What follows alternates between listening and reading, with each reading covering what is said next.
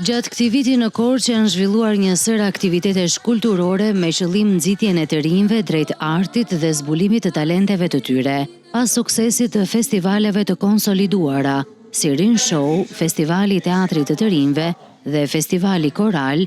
Për herë të parë do të organizohet edhe Festivali i Zërave të Rinj.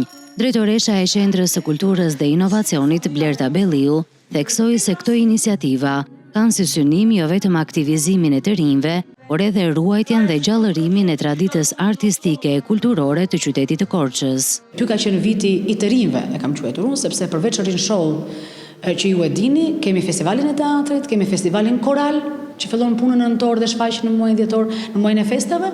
Kemi dhe një festival që do ta zbuloj sot për të parë, Festivali i Zërave të Rinj. I si do të jetë një festival ku do të këndojnë artistë të rinj që janë amator, gjysmë profesionistë dhe profesionistë, sepse kemi shumë të rinj që kanë studiuar në Akademinë e Arteve për kanto dhe janë rikthyer në Korçë. Do ta bëjmë me një band live, do të jenë njerëz që do të merret një staf i madh për të nxjerrë notat me parte, pra do të jetë edhe kjo diçka profesionale. Aktualisht po zhvillohen përgatitjet për Festivalin e Teatrit të Rinjve, ku gjimnazistët korçar do të ngjiten në skenë për të sjellë interpretimet e tyre. Paralelisht, shumë shpejt do të nisin edhe përgatitjet për eventet e tjera.